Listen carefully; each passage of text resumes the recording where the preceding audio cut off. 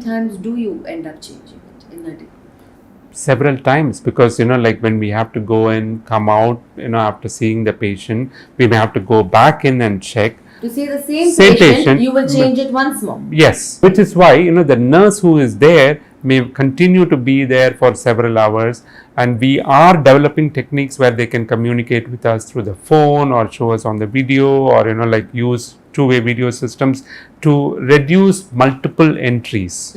But despite that, if I have any concern and the nurse alerts me, I have to wear my PPE again and have to go back in. A fresh PPE each time. It Yes. is disposable. That also I want to reiterate. Yes, and there are very, very clear protocolized ways of how to wear them and how to remove them and dispose them as well, so that we don't spread it to anybody else. We don those entire personal protective equipment outside, go into the coronavirus ward or the isolation ward or the ICU, and then when we come out, we have to unrobe, remove all of those personal protective equipment, dispose them appropriately, and then come out. And for all the moment I come out and have a cup of water, you may have to go back in, and that happens. And you will.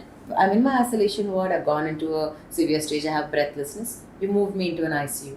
What happens next with me? It depends on the level of deterioration. We might initially try oxygen, and as I said, there are ways of giving higher flow of oxygen for non-invasive ventilation. Can I see my family? As of now, we tell people to avoid families visiting into the ICU. Once again, safety for the patient and for the family members. Even if they don a PPE and come? They could, but can you imagine doing that every time? And more importantly, they are also going to expose themselves. I'm not meaning to undermine anybody. Have you seen people wear masks?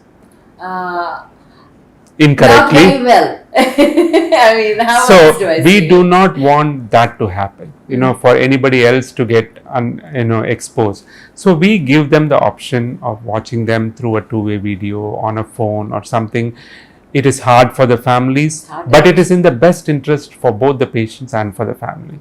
If I am in critical care, for me it feels like it's a 50-50 chance. 50% that I will make it out, and 50% that... Before you go even further, no, please stopping change it. me? Yeah. Okay. So all through the world, when you look at any aspect of critical care, when I say ICU, there are different levels of ICU.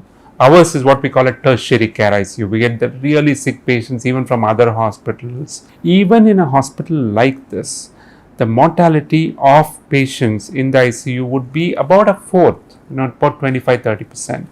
Okay, only for very, very, very sick patients. What if I fall in that category? I do not know. Well, that is a toss-up for anyone, But what I want you to think is, when you say 50-50, it's like flipping a coin. It is not. No. Okay, it is not. Okay. The chances of you going out is much more than your chances of you not going out. As long as that is conveyed, percentages don't mean anything. Numbers, I wouldn't play the numbers game, because today nothing is going to change with the numbers. Absolutely.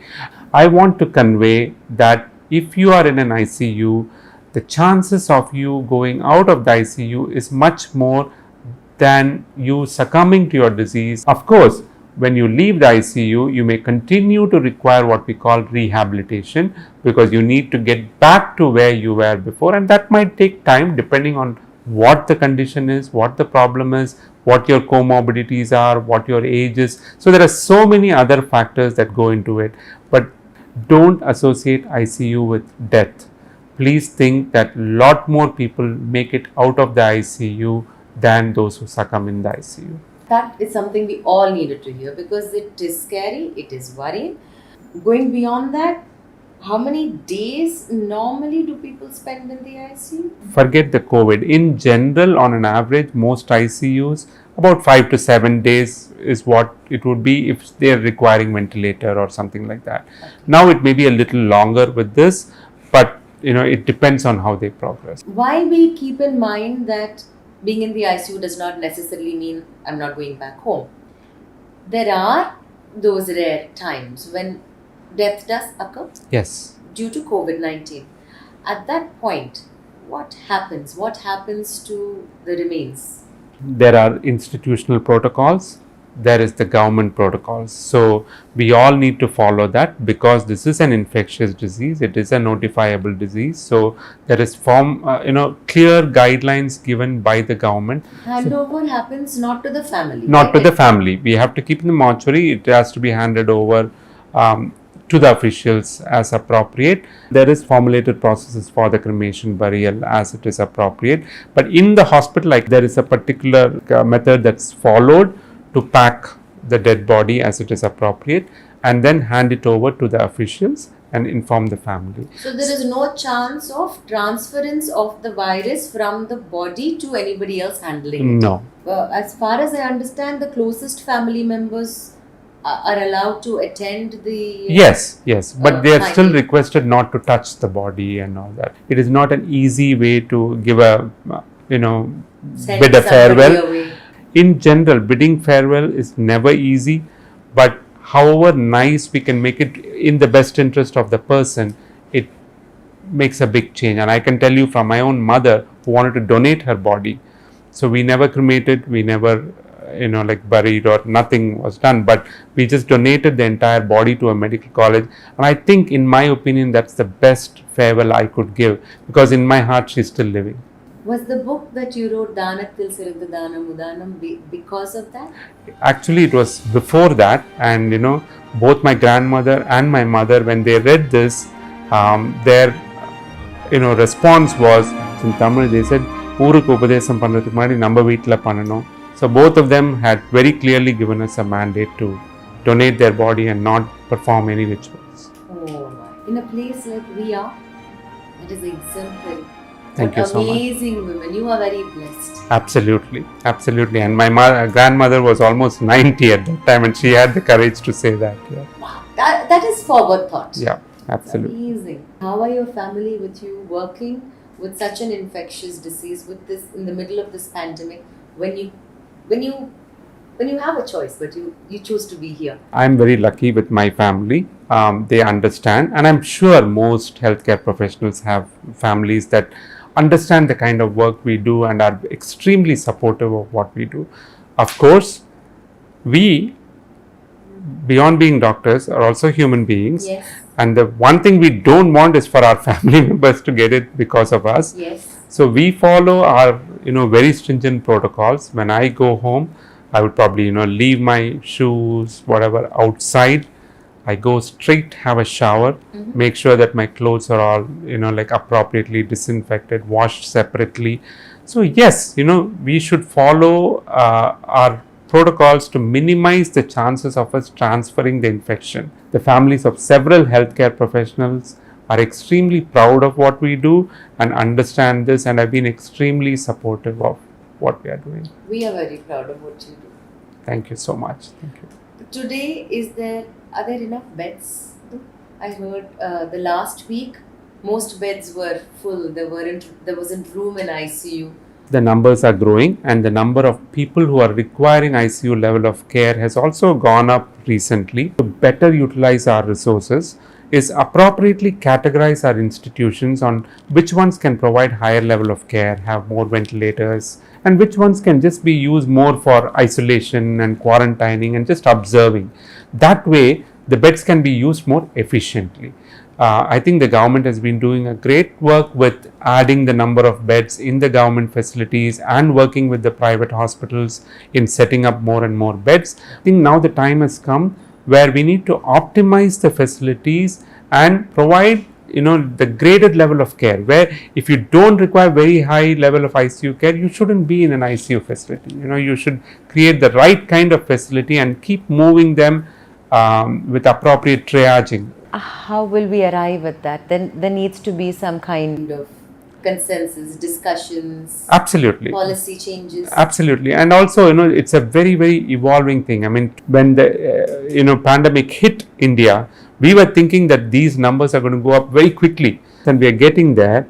Are we still going to go up on the numbers? Are we still going to get sicker patients? If you ask me next month how many ICU beds you would need, I don't know as much as you, but I need to start planning to see whatever we have, how can we optimize and make sure that the ones who really need that level of ICU care are not turned down Which for is- admissions. Which happens. Because, like as I said, the facility where they may go may not have an ICU bed. They may have to move to another facility. That is happening at the moment. The chance of reinfection for a person who's even reached a severe stage but has been discharged and gone home, Yes, it exists, right? absolutely. So Yes. just because you have been infected once and you've gone into disease stage and you have come back from it does not mean you are immune. We don't know the disease enough. As of now, there is a chance of recurrence. Again, we'll go to the chickenpox example. Now we know that people have had chickenpox. If they get it later, they could get herpes zoster, like shingles, different kind of disease. So we don't know, like with COVID, are we going to have recurrences? Are people going to have repeated infections? Is it going to take some other form? Or is it never going to happen again? Your guess is as good as mine. So the point is now to live and live safely. If we contract it despite our best efforts to keep ourselves safe and not to transmit it if we have it already. Yeah. If it progresses to a stage where we are hospitalized and we even come to a severe stage, we're still being taken care of, given the best care depending upon what our body requires. At the same time, we try and lead a healthy lifestyle, boost up our immunity, ensure that we are an organ donor, Thank you. and we live with this and live together and thank our doctors. Absolutely. And as I said, like, be safe, but don't live with a state of anxiety forever. It is not worth it. Follow the precautions so that the chances of you getting disease is lowered. And if you do have symptoms, present early so that the progression can be watched and prevented from deterioration if possible. If beyond all this you get treated and you come out, still be safe. Make sure that people around you are safe. Don't have a stigma to this and run away saying I don't have it or I'm not going to say I had it. It is a viral illness which anybody can get. We just need to be safe and practice appropriately to prevent it from progressing. And we come out of this together. Absolutely.